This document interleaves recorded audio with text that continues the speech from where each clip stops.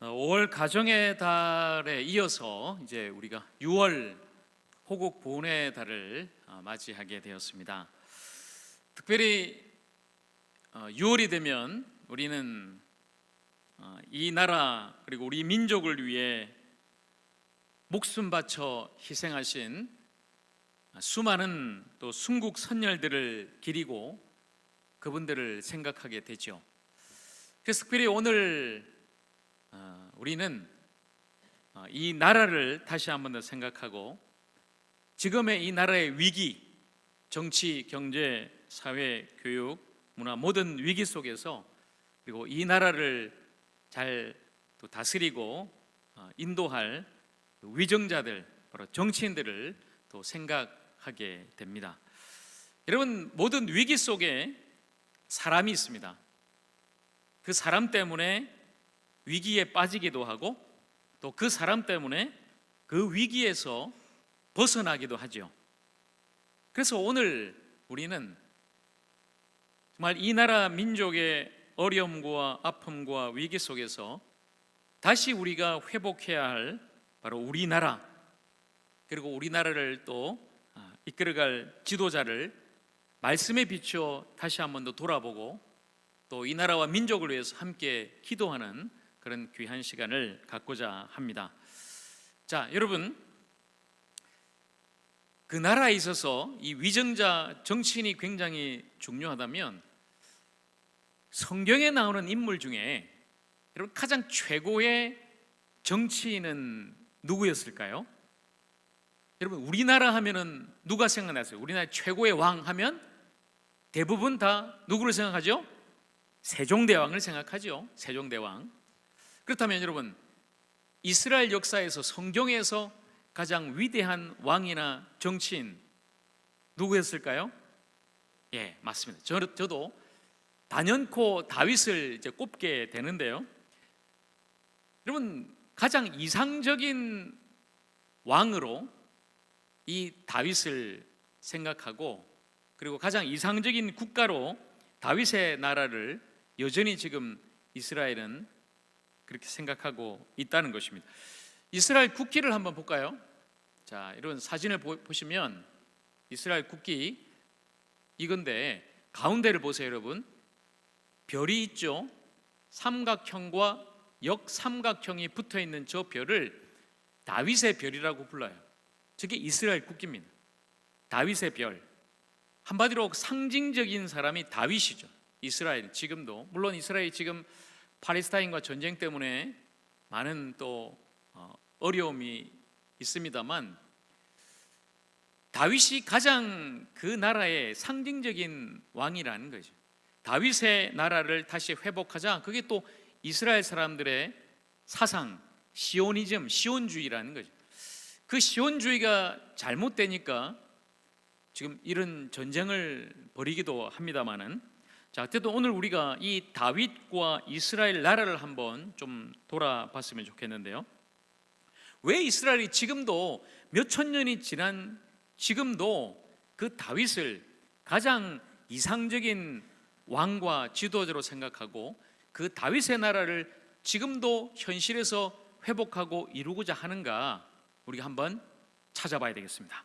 자, 다윗이 어떤 사람인가? 물론 여러분 많이 알고 계시겠지만 다윗은 사무엘상 16장에 보면 하나님의 선택을 받고 왕으로 기름 부음을 받습니다. 원래 이스라엘의 초대 왕은 사울 왕이었지만 그는 불순종하여서 결국 하나님께 폐위당하고 하나님은 새로운 사람, 하나님의 마음에 합당한 다윗을 왕으로 택하여 세우시죠. 자, 그런데 여러분, 한낱 목동에 불과했던 그 다윗을 하나님은 그 중심을 보시고 이스라엘의 왕으로 세우시는데, 기름 부음 받았다고 해서 단박에 왕의 자리에 오른 것은 결코 아니었습니다. 수많은 연단의 시간이 필요한 거죠. 여러분, 위대한 지도자들을 다 보시면요, 역사상에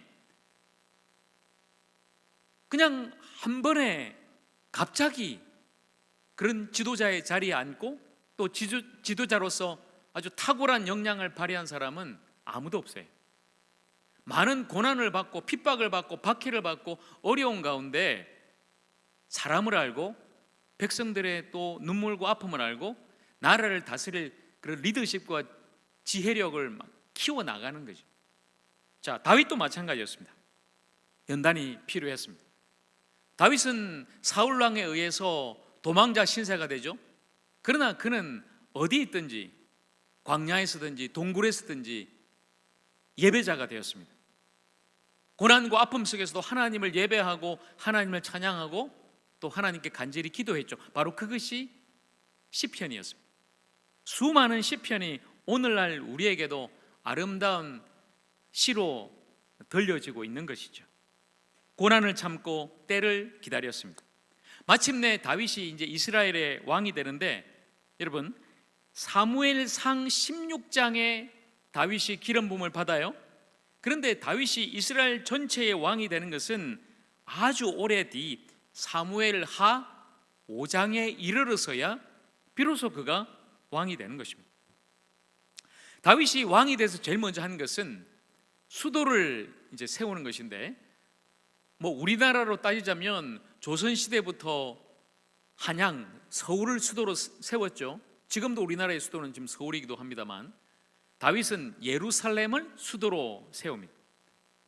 그 시온 산성을 그가 정복하고 그곳에 예루살렘 수도를 세우는데, 그리고 다윗이 한 일이 뭐냐면요, 밀로란 곳, 뭐 정확하게 우리가 지금 알 수는 없습니다만은 밀로에서부터 성을 안쪽으로 쌓았다, 이렇게 성경에 되어 있어요.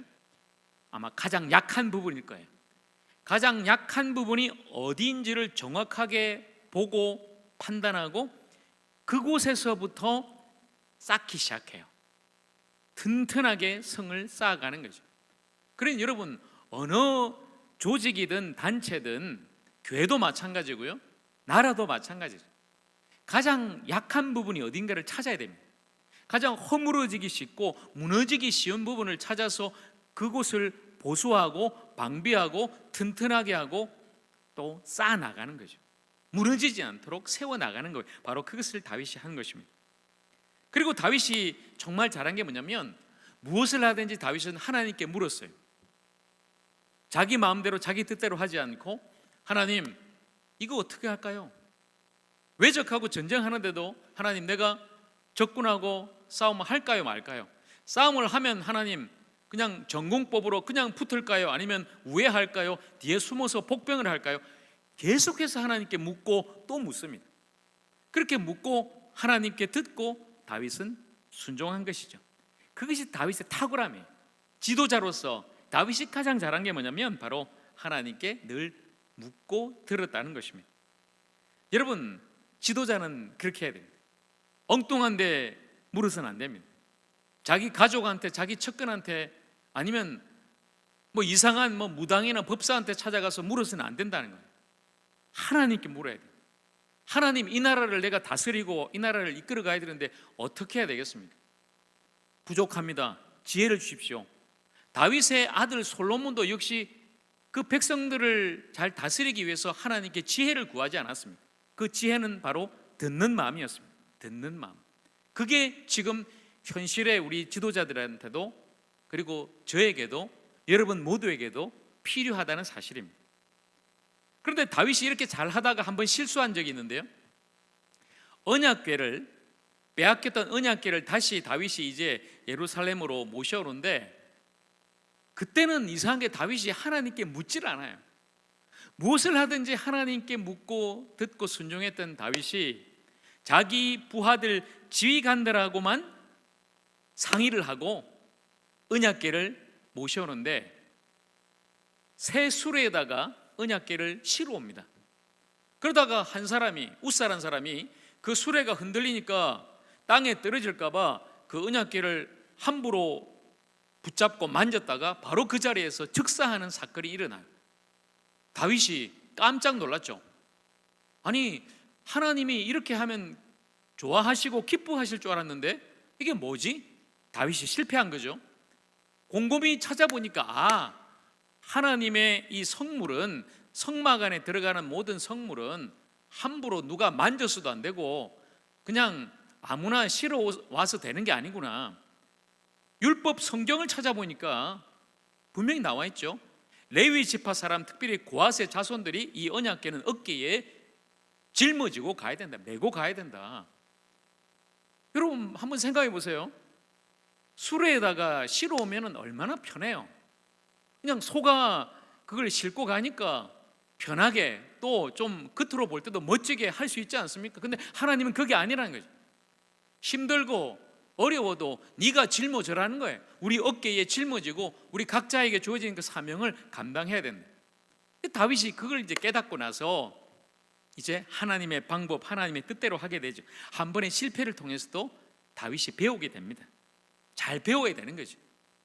자, 그래서 하나님이 그 다윗에게 사무엘하 7장에 보면 언약을 주시는데요, 너무 다윗이 하나님의 마음을 잘 알고 하나님을 기쁘시게 하고 하나님 앞에 순종으로 그렇게 살아가니까 하나님께서 내가 너의 나라를 영원히 견고하게 하리라, 이런 언약을 주시죠. 다윗의 왕조를 내가 끝까지 지켜주겠다. 너의 후손을 통해 이 나라가 계속 이어질 것이다. 분명히 약속하셨습니다. 그리고 오늘 우리가 읽었던 본문의 말씀, 사무엘하 8장 15절 말씀, 다윗이 어떻게 나라를 다스렸는가 다시 한번 볼까요? 우리 같이 읽습니다. 다윗이 온 이스라엘을 다스려 다윗이 모든 백성에게 정의와 공의를 행할세. 자, 한마디로 다윗이 이런 왕이었다는 거예요. 이렇게 다윗이 이스라엘을 통치하고 다스렸다. 무엇으로요? 정의와 공의로. 여러분, 정의는 다른 사람들과의 올바른 관계를 말하는 거예요. 사람과의 관계 속에서는 정의죠. 하나님과의 관계에서는 그것을 의라고 그래요. 의. 그래서 우리는 믿음으로 하나님께 의를 받은, 의롭다함을 받은 하나님의 사람들이 된 거죠.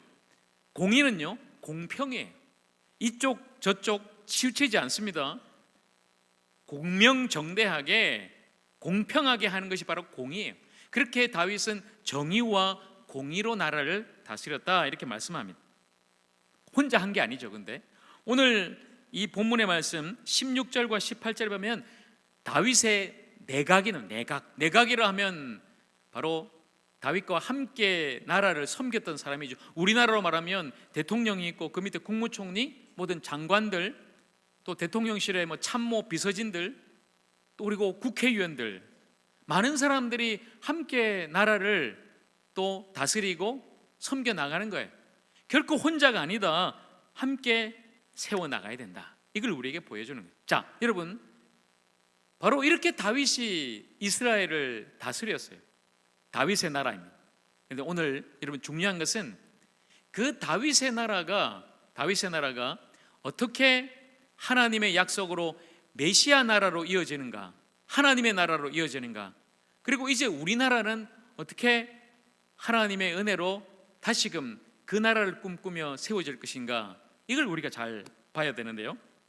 자, 여러분, 아까 제가 그 다윗의 언약을 말씀드렸죠. 하나님께서 다윗의 왕조, 그 왕위는 내가 끝까지 영원히 이어지게 할 거다. 그래서 이스라엘 백성들은 그걸 믿었죠. 그런데 여러분, 나라가 망해요. 나라가 망해요. 하나님이 영원히 이어주시겠다고 약속하셨는데 결국은 남북으로 분열되고 북이스라엘은 먼저 망하고 남유다 그 다윗의 왕조마저도 마침내 바벨론에 의해서 멸망당하게 됩니다. 하나님이 약속하셨는데 왜 망했을까요? 다윗의 왕조는 끊어졌을까요? 여러분, 하나님의 약속은 변치 않죠. 그 약속은 영원합니다. 그래서 그들은 메시아를 기다렸어요. 메시아, 기름 부음 받은 자, 바로 왕입니다. 참된 왕. 그 메시아가 신약에서는 그리스도란 말로 이어지죠. 똑같은 말입니다. 메시아와 그리스도, 기름 부음 받은 자, 바로 진정한 왕이에요.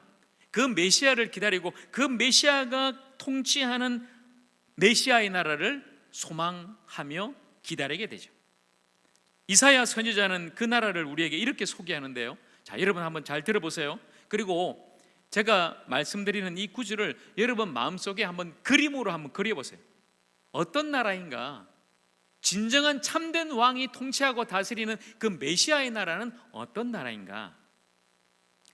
이사야 11장 말씀입니다. 그때에 이리가 어린 양과 함께 살며 표범이 어린 염소와 함께 누우며 송아지와 어린 사자와 살찐 짐승이 함께 있어 어린아이에게 끌리며 암소와 곰이 함께 먹으며 그것들의 새끼가 함께 엎드리며 사자가 소처럼 풀을 먹을 것이며 젖먹는 아이가 독사의 구멍에서 장난하며 젖된 어린아이가 독사의 굴에 손을 넣을 것이라.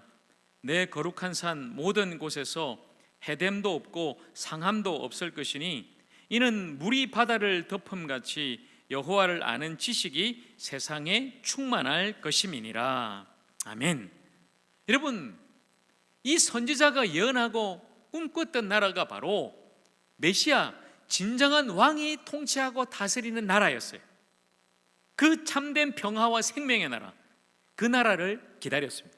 이스라엘 사람들은 메시아를 대망했어요.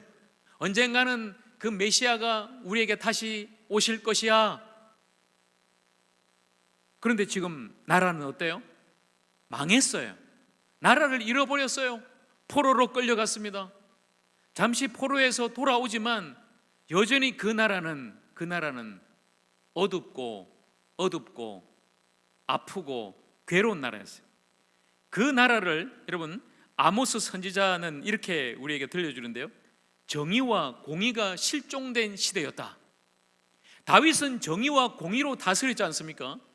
그런데 그 나라가 완전히 망하고 나니까 그렇게 다스릴 지도자도 없고 메시아도 찾아오지 않고 여전히 그 나라는 약육강식의 시대, 강한 자가 약한 자를 억압하고 착취하고 죽이는 시대, 무전유죄, 유전무죄 이런 많이 들어보셨죠? 힘있고 빽있고 권력 있는 사람들은 죄를 지어도 벌을 받지도 않고 막 힘없는 사람들만 고통당하는 그런 시대에 빈익빈 부익부, 잘 사는 사람은 더욱 잘 살지만 못 사는 사람은 더욱더 못 살게 되는 바로 그런 시대, 생명력을 잃어버린 형식적인 종교의 시대, 바로 그 시대가 구약 마지막 시대였어요.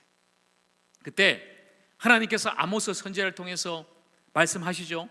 오늘 우리가 6월의 암송 구절로 함께 읽고 이제 암송하는 이 말씀, 정의와 공의가 실종된 그 시대를 향해서 하나님은 정의를 물같이, 공의를 흐르는 강같이 계속해서 너희 시대에, 너희 땅에, 너희 나라에 흐르게 해라, 이렇게 말씀하시는 거예요. 그리고 마침내 그들이 그렇게 기다렸던 메시아가 찾아오십니다. 그러나 여러분, 이스라엘 사람들은 어떤 왕을 기다렸습니까? 어떤 메시아를 기다렸어요? 다윗처럼 힘있는, 외적들을 다 쳐부수고 전쟁을 하고 승리하고 우리를 잘 살게 해주는 그런 왕, 그런 메시아를 기다리고 있었죠. 그러나 진정한 메시아 그리스도는 정치적인 그런 왕이 아니라, 정복의 왕이 아니라 고난의 종으로 이 땅에 오셨어요. 그분이 누구십니까?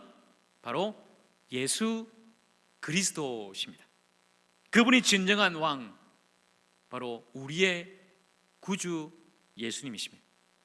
그분은 이 땅에 오셔서 로마의 압제에 있는 그 유대인들에게 로마를 쳐부수고 외적을 정복하는 그런 왕으로 서지 않으셨습니다. 오히려 죄와 사망의 그 죽음 속에 허덕이는 그 영혼을 해방시켜 주셨습니다. 외적을 정복한 것이 아니라 마귀를 정복하셨고, 그 죄와 사망에 얽매여서 죄의 종으로, 마귀의 종으로 살아가는 그 백성들을 십자가의 그 보혈로 풀어주시고 그 부활의 생명으로 다시금 살려주신 거예요. 마귀의 종, 마귀의 나라에서 영원히 죽을 수밖에 없는 그들을 예수님은 그 십자가 부활로 말미암아 영원한 생명으로 다시 구원해 주시고 이제는 하나님 나라, 하나님 백성으로 그들을 불러주셨다는 거죠. 그리고 오늘 저와 여러분을 다시 그 나라 백성으로 부르기 위해 그리고 우리를 그 나라로 인도해 주시기 위해, 이끌어 주시기 위해 여전히 주님은 지금도 우리 가운데 살아계시고 역사해 주시는 줄로 믿습니다. 그분이 바로 그리스도, 진정한 메시아 왕이라는 거예요. 그분이 통치하는 나라, 바로 하나님의 나라예요. 하나님의 나라, 하나님의 다스림과 통치, 하나님 주시는 참된 평화와 생명이 있는 그 나라, 그 나라를 위해서 예수님은 우리에게 오신 것이죠. 여러분, 이게 바로 복음이에요. 가장 기쁜 소식, 하나님의 통치, 바로 하나님의 나라이죠. 그 나라는 예수님이 이 땅에 오심으로 이미 우리에게 이루어졌고, 그리고 예수님이 언젠가 다시 오실 때에 마침내 완성될 거예요. 그러니 우리가 궁극적으로 소망하는 나라는 다윗의 나라 아닙니다. 그들이 바랐던 어떤 정치적인 지도자가 통치하는 그런 메시아의 나라 아닙니다. 바로 예수 그리스도를 통해 우리에게 이루어진 영원한 생명의 나라, 바로 하나님의 나라인 것이죠. 하나님의 나라, 우리가 꿈꾸고 소망하고 기대하는 그 하나님의 나라, 이미 예수 그리스도를 믿고 구원받은 우리에게 이루어진 그 나라, 바로 그 나라가 다시금 우리의 심령에도, 그리고 우리 교회에도, 이 나라 민족, 이 땅에도 이루어지기를 우리 주님의 이름으로 간절히 축복합니다. 하나님의 나라예요. 하나님의 나라. 자, 그렇다면 오늘 마지막으로 우리나라를 한번 생각해 보자고요. 다윗의 나라를 받고 메시아 나라, 진정한 예수 그리스도 하나님의 나라를 우리가 봤다면, 그러면 지금 우리나라는 어떠한가? 여러분, 우리나라의 역사를 보면 참 많은 고난과 어려움을 겪었죠. 일제강점기를 지나서 남북이 분열됐고, 정말 동족 상잔의 그 아픔, 그 전쟁을 겪었어요. 그리고 이후에 또 오랫동안 군부 독재 시대를 우리가 보냈죠. 민주화를 통해서 나라가 다시 또 살아났고, 선진국의 반열에 그렇게 오르는 그런 우리나라 대한민국이 됐습니다만, 현실은 여러분 어떠합니까? 전 세계 자살률 1위에 출산율은 꼴찌예요. 모든 사람이 물질은 풍성해도 행복은 빈곤하다고 말하고, 더 이상 이 땅에서 살아갈 희망이 보이지 않는다고, 못 살겠다고 그렇게 말하고 있어요. 갈등과 분열로 서로가 죽고 죽이는 그런 사회가 됐고, 북한은 지금도 여전히 핵무기를 개발하고 우리 남한을 위협하고 있는 그런 아픔 속에서 우리는 살아가고 있습니다. 그런 때 여러분, 오늘 우리는 무엇을 해야 될까요? 다윗의 나라를 생각하고 하나님의 나라를 기다리며 여전히 오늘 우리는 우리 나라를 위해서 기도해야 되지 않겠습니까? 오늘 정말 우리나라, 우리 민족을 위해서 기도하는 것이 오늘 이미 하나님 나라를 경험하고 예수 그리스도를 통해서 그 생명을 얻은 우리 성도의 책임이 아닐까요? 갈등과 분열의 나라, 여러분, 이 작은 땅덩어리가 남북으로 갈라졌잖아요, 휴전선으로. 그런데 이 남쪽 우리나라만 해도 최근에 여러분 국회의원 선거 보셨어요? 선거 결과를 지도로 보여주는데 동쪽은 빨갛고 서쪽은 파래요.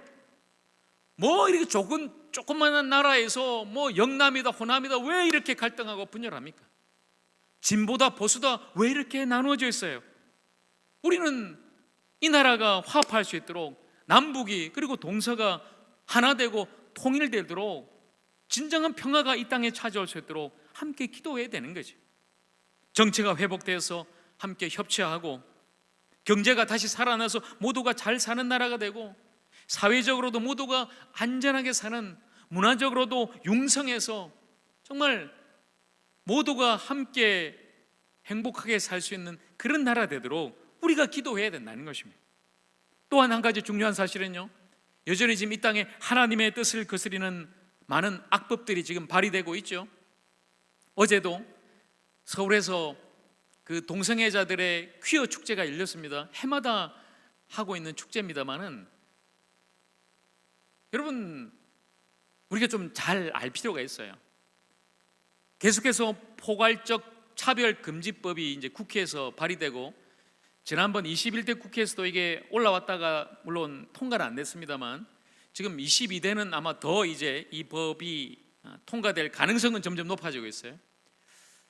이 법이 통과되는 순간 더 이상 저는 이제 여기서 설교를 못 해요.